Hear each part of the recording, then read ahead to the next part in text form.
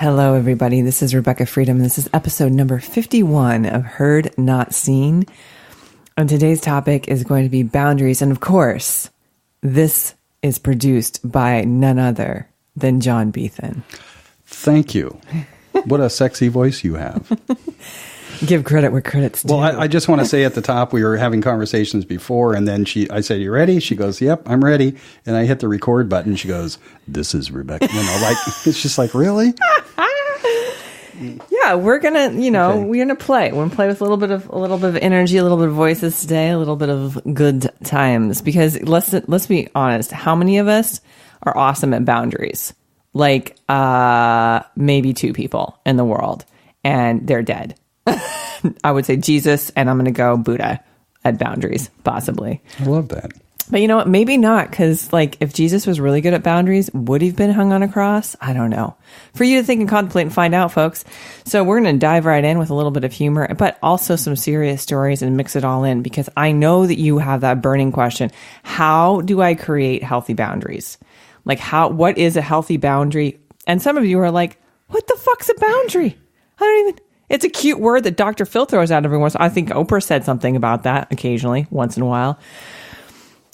So let's talk specifically, because you can use boundaries a lot of different places. Build the wall, but we're not going to build the wall. Mexico's not going to fucking pay for that wall. What are we saying? It's ridiculous. People burrow through walls and boundaries and all that kind of thing. So how to construct healthy boundaries in a romantic relationship, especially if you have the goal of having a long-term partnership. If you're not just in it to win it, if you're not just, if you are just DTF, you're down to fuck, then you don't have to worry about boundaries, because you don't need any of them except a condom. You need a barrier, not a boundary. Stop those swimmers for hitting the goal. Okay. Yeah. Have you been drinking coffee? I am high on life. This is green juice. It's nice. I like it. Also, yes. I had 2 ounces of coffee, and clearly my system has been trained as soon as that hits my adrenals to be like, wee! So anyway, when it comes to boundaries, I'm creating something called the relationship resume. And we apply for jobs and we go on dates like interviews. So where are you from? What do your parents do? What's your middle name? We never get to the middle name. Who gives a fuck about the middle name? If you know the middle name, you're serious. You've gone down the rabbit hole of seriousness. But what about your values, your religious issues, what kind of relationship you want, what neurosis you have? What's your degree of trauma? 0, 1, dad issues, mom issues, both issues with authority? Are you an authority? Are you a little bit of a-hole? Is that the issue? What issue? What are you going to bring to the table? What is your freaking relationship credentials? What are your credentials, folks? Put those on your relationship resume. Bring them to your first date, because let's stop wasting time. Okay? Let's just stop with the pretending that we're all pretty and great and everything's going to work out all magically. It's not magic. It is not magic. After completing my book, Breakup, Rehab, which is literally the best book ever written on the subject of breakup, the 12 steps, inspired by the 12 steps of AA, adapted for breakup, written by Rebekah Freedom McClaskey. That's me, folks. Go get your copy today on Amazon.com or in Barnes & Noble. Breakup, Rehab. So after examining what breaks relationships up, and there's lots of different things, what I've come to is one of the core issues that breaks relationships up is lack of boundaries, man. You can't communicate what you want, when you want it, how you want it, people pleasing, and you have a little thing we like to call in the business called codependence. Codo, faux show.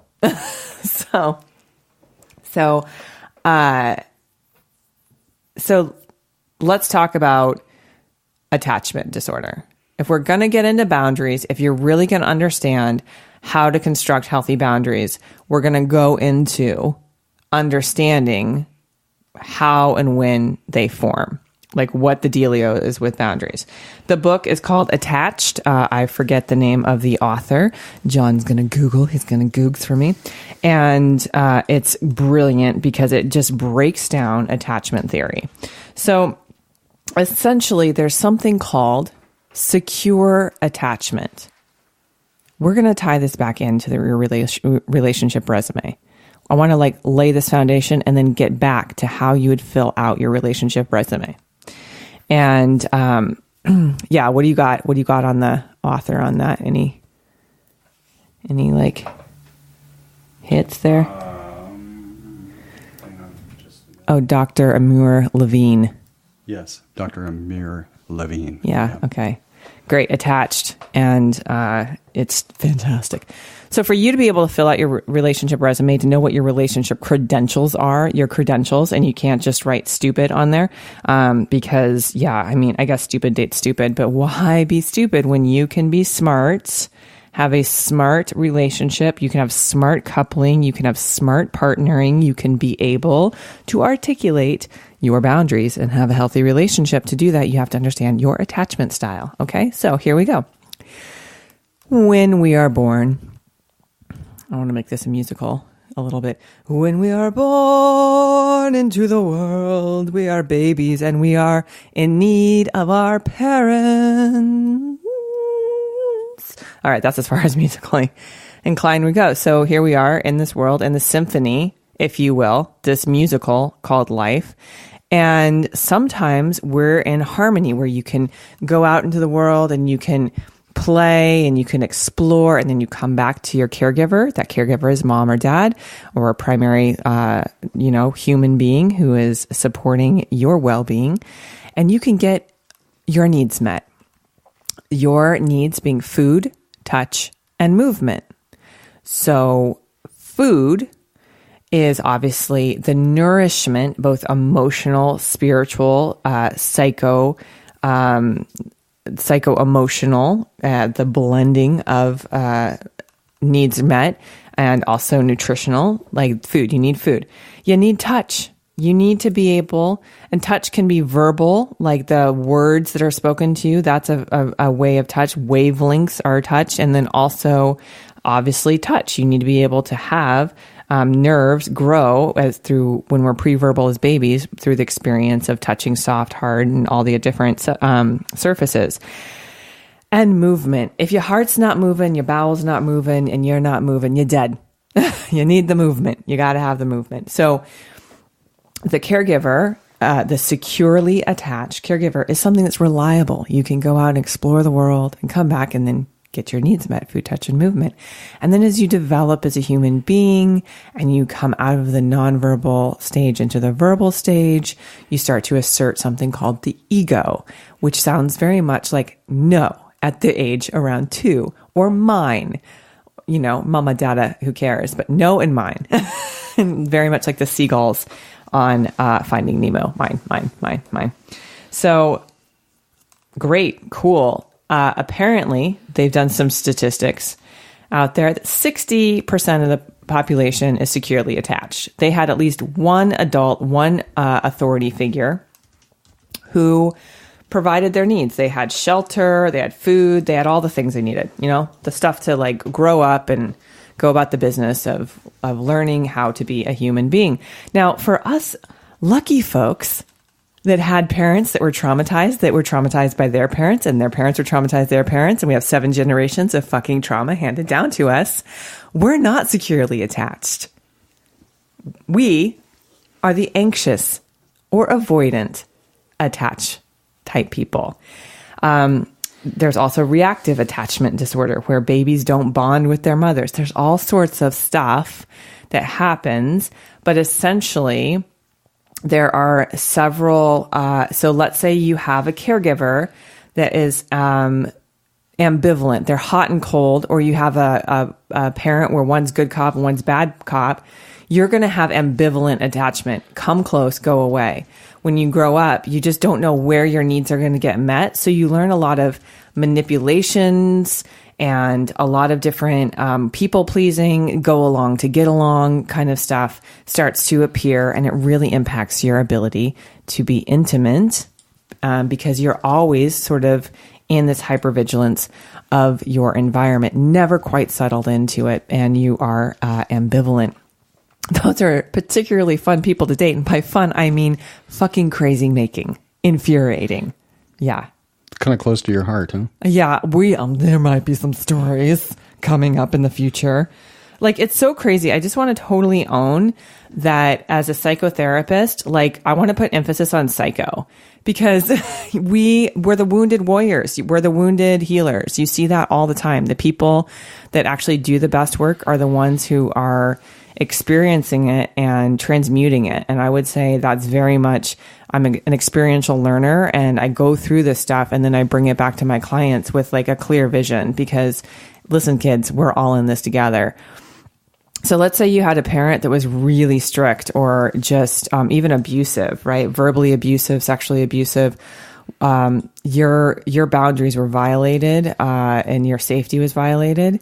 You're going to be more of an avoidant type person. You'll see the hyper independence. Sometimes you'll see this crystallize into narcissism or a personality disorder, borderline personality disorder, where you're half psychotic, half neurotic, and you can, we'll list what the characteristics of that are. If you really want to understand personality disorders, go to the Bible, the DSM-5, and check it out. But basically, we all have personality traits. They become disorders when they become crystallized coping mechanisms that affect our ability to be intimate with ourselves, with spirit, and with another person. And they are maladaptive ways of getting through the world, except for in some ways they serve a purpose because they keep the body alive. So great. So now you got there's your little certificate. Good job. You made it through the school of understanding the basics of attachment.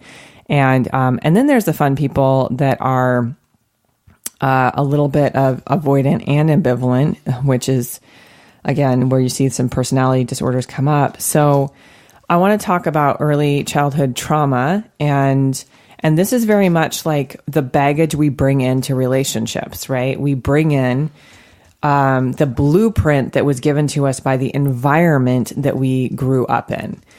So for me, the lineage on my dad's side was German and Irish, and my mother's side was Italian. And you see a lot of that pairing, the Italians and the Irish kind of getting together. It's a whole like East Coast swing. And they actually met in South Dakota, got together. And so my parents' background is my dad grew up in the small town of South Dakota. His dad was a mechanic. His mom was a stay-at-home mom. I don't really know much about her. She died when I was really young, but she was a molester. She molested all three of her boys, and into their teenage years, basically, she had them perform sexual acts on her. She would watch them. She was not a good lady, basically. She would, and I know it's really, sometimes it's hard to say that stuff out loud, but the truth will set you free. It's just like, what we do is we carry, as if you're a sexual survivor, you carry around the stigma, the shame, the ownership of it, and just really, you're not able to be released from that blueprint that was handed down, right? Because I often think like what was set in place for a person to become a perpetrator, to violate boundaries so violently. And oftentimes victims are violent. The people who were perpetrated upon then become perpetrators. Victims who don't have any support or therapy will become perpetrators. So in some way, and if there's self-awareness, which thank God my dad had, that didn't get handed down directly. I was not sexually abused by my father. He was actually, you saw the reaction formation of it, which he was overprotective. He was a very protective dad, and he would clean guns on his table. So when it comes to violations, when you have sexual violations, especially by an adult, and 93% of people who are sexually violated in their childhood who inherit that blueprint have intimacy issues. They during sexual acts, they'll have flashbacks of the perpetrator. They'll have issues with with getting close to somebody. You'll see once a relationship starts to move into an intimate territory, they'll sabotage the relationship, even if it's a caring and healthy relationship. And ultimately, there's a fear of being imposed upon, a deep pressure that comes to, again, and this is not just exclusive of sexual survivors. This is also for people that were survivors of domestic violence, any boundary violation, any major traumatic boundary violation, the blueprint, again, the environmental blueprint that you inherit, I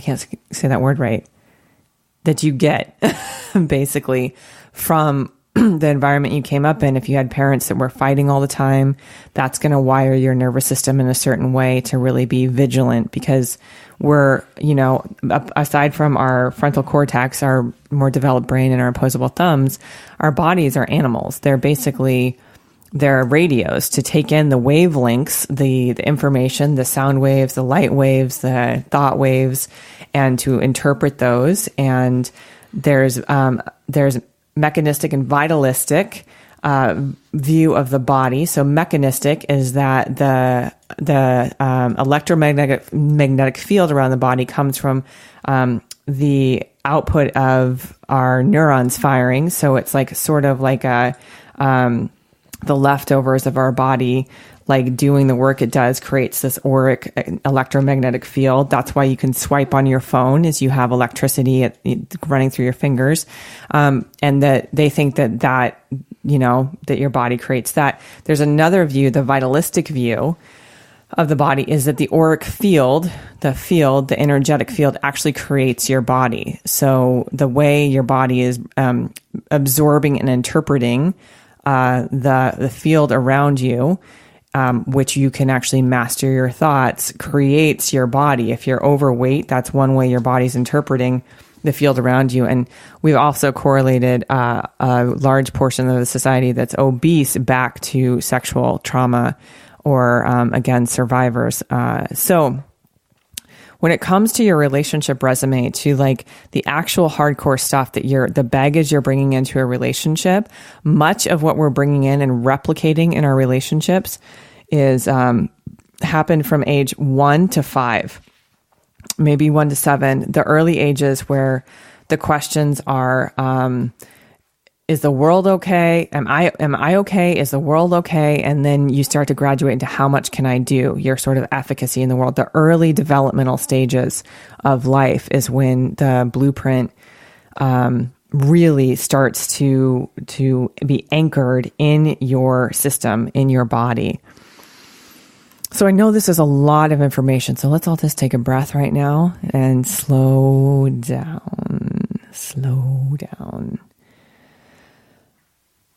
Yeah, feel all of that. Like, oh my goodness, like you're a kid, right? You're a kid, and you have the capacity to.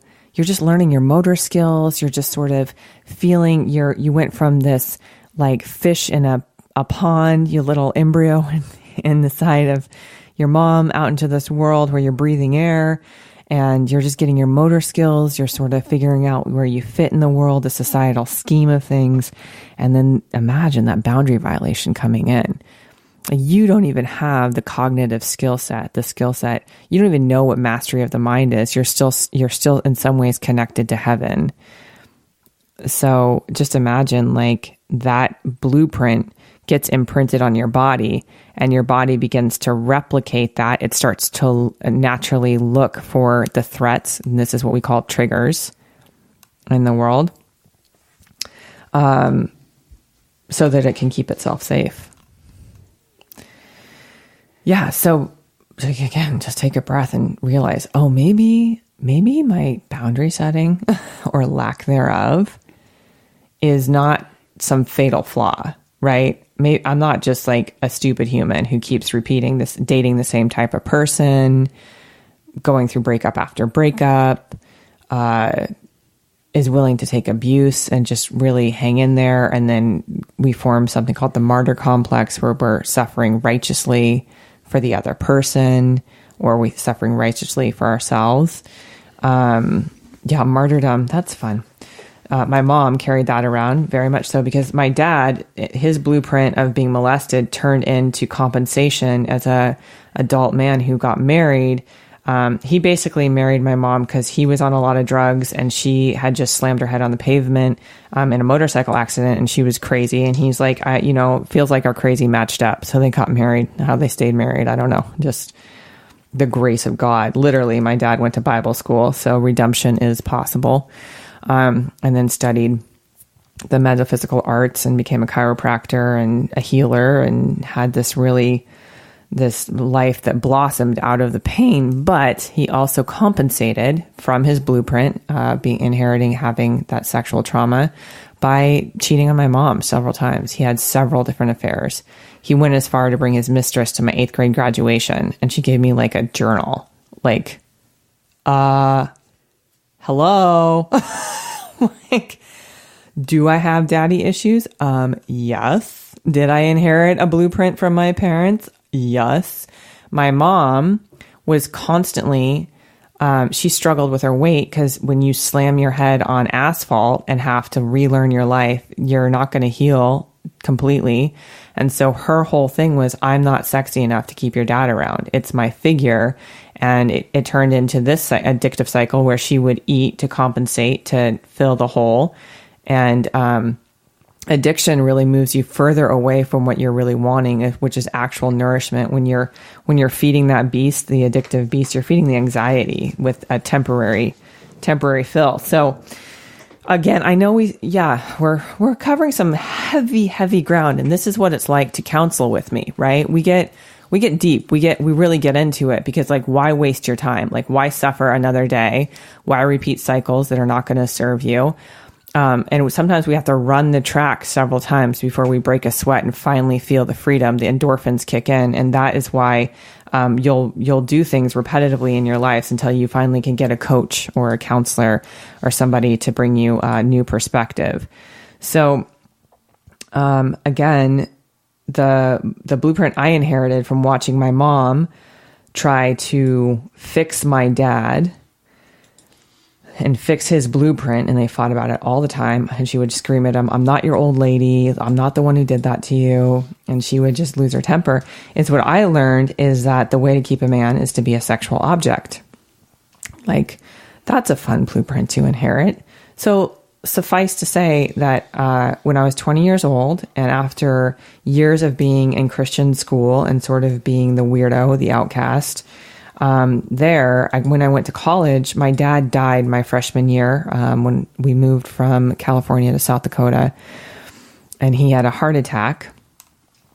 And so there I was. We had just moved the family. We'd been in South Dakota 3 months, and he passed away.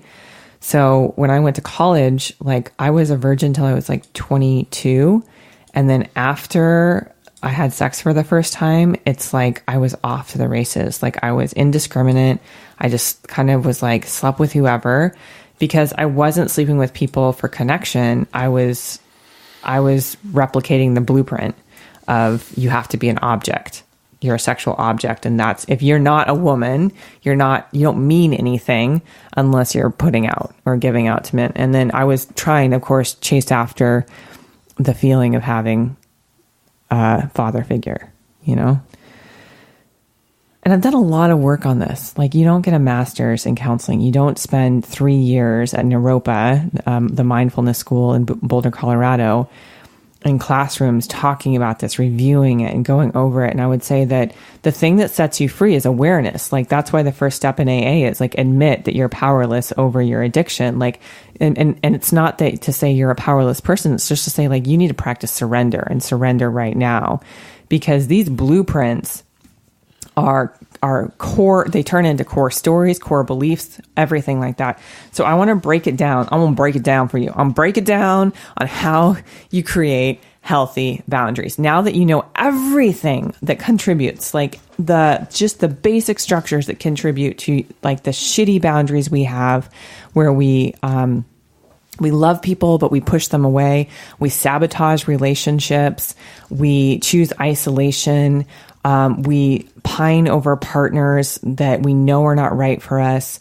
We compromise our values. We emotionally contort ourselves where we're like 10% happy in a relationship, but it gets comfortable and familiar. So we're like, no, I'm totally happy. All the while suffocating our voice, and our soul is dying. It's being sucked out of us.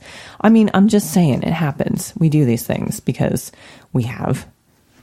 not all of us have secure attachment, and not all of us were raised with the tradition of, being able to surrender all to God or to have a spiritual practice. And many of us were just taught to turn to substances, turn to things outside of ourselves. So again, how to have a healthy boundary. Oh man.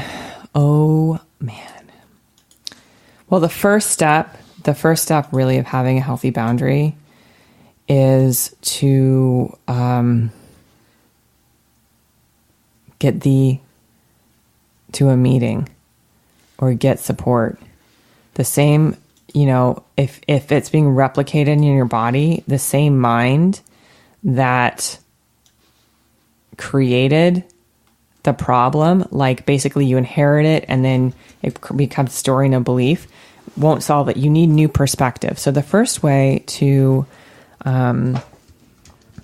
really be able to set healthy boundaries is to notice when you're in violation, when you're violating your own well-being, your internal core script, the okayness that you be. So again, relationship as a spiritual path is a great place to do this, because we need to actually recapitulate our dysfunction. We need to be able to reenact that and bring it up in a different context. Because when it first happened as kids, we didn't have a skill set. We didn't have a voice. We didn't have anything to repair, fix, stand up for ourselves, or create a boundary at that point. So as adults, we will then replicate the trauma we had as a kid, either in a reaction formation, meaning that we'll do the complete opposite of it, or we will collude with it. We'll try to do the same thing. We'll do the same behavior over and over again. So, again, we'll be avoidant or we'll be ambivalent, and we'll play out the sabotage of intimacy in our relationships until we feel the discomfort of that. Then boom, there's your awareness. That's the minute it hits where you're like, holy shit, like there goes another relationship down the drain, right? There goes another failed attempt at intimacy. And I love what John always says is intimacy is an inside job. It's always an inside job. So the thing is, get into relationships, get into, there's all sorts of relationships available to you. But you need the skill set. You need someone to guide you. You need somebody else. You cannot just like read a book. I mean, you can read Breakup, Rehab, and it'll help give you a lot of tools and awareness. And that's the beginning foundational piece. Like build the bricks in. I've read so many books on relationship because it's like my life's passion to study this. But the beginning of a healthy boundary comes with the awareness of the dysfunction of the blueprint that you inherited. There it is. So that's the first part of the boundary. Then, of course, the question is like, great, well, how do I change my internal blueprint? How do I actually make this different? And the second part of that, the second thing you do is mindfulness practice. It really does take meditation. And there are several different forms of meditation: Shambhala meditation, Tonglen, loving kindness, Maitri meditation, where you're offering compassion to those parts, where you're in forgiveness, the releasing of that pattern that you inherited. And I would say one of the most powerful modalities to be able to release family patterns, generational trauma, is constellation therapy or Hellinger work. You can find a local workshop near you. Of course, if you're in the Encinitas, San Diego area, I will give a little list of possible practitioners in the show notes. So again, you want to release that energy. You want to come into awareness and take yourself through the 12 steps. Like if you are dealing with that blueprint through alcoholism, obviously AA. If it's through narcotics, you go to NA. If it's through sex addiction or love addiction. That's SLA, on all of them anonymous. So there's open and closed groups, and you're going to want to join those groups and go get the help, get in your 12 steps. If you are continuing finding yourself breaking up time and time again and not able to let go of that cycle, do buy Breakup Rehab and take yourself through those 12 steps. So what I want to say is, like, constructing healthy boundaries, like how do you stop addiction, is you say, I will choose peace over anxiety, over this like short-term fill. I have to come into my present center and say, like, actually in this space as the adult me is okay. I can onboard the skills to be able to re-pattern this. And I have to acknowledge the inner child inside. So the other thing is you want to work with a counselor that's very skilled in inner child work. There are certainly are coaches out there, but I advise, and this is just my bias, to work with a clinical counselor. Work with somebody who has a master's in counseling, not somebody who's just gone through a coaching program, because counseling is different than coaching, and that coaching normally has an agenda or an objective, and counseling is really the ability to guide you to your own awareness, to your own wisdom. So, and the third thing is, like, you have to articulate that healthy boundary to your partner, to the world at large, but really to yourself. So, I would say, that one of the things that I have learned as I go back into my book about love addiction, is one of my coping mechanisms when I choose partners, or when I'm attracted to a partner, like attracts like. So the inner child in me is trying to come to completion around my blueprint and release it and free it. That's why I'm Rebekah Freedom. The essence of freedom is telling the truth. The truth shall set you free, of course.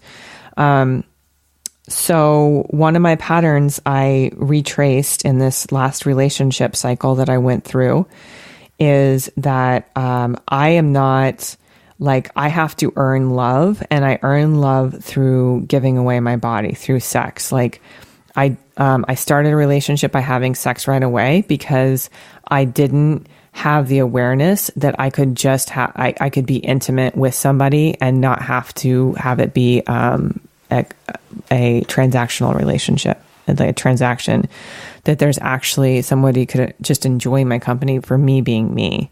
And there is like this almost like unconditional quality. It's like the eye of the hurricane in the storm, where there's always going to be baggage that comes into the relationship that gets unpacked.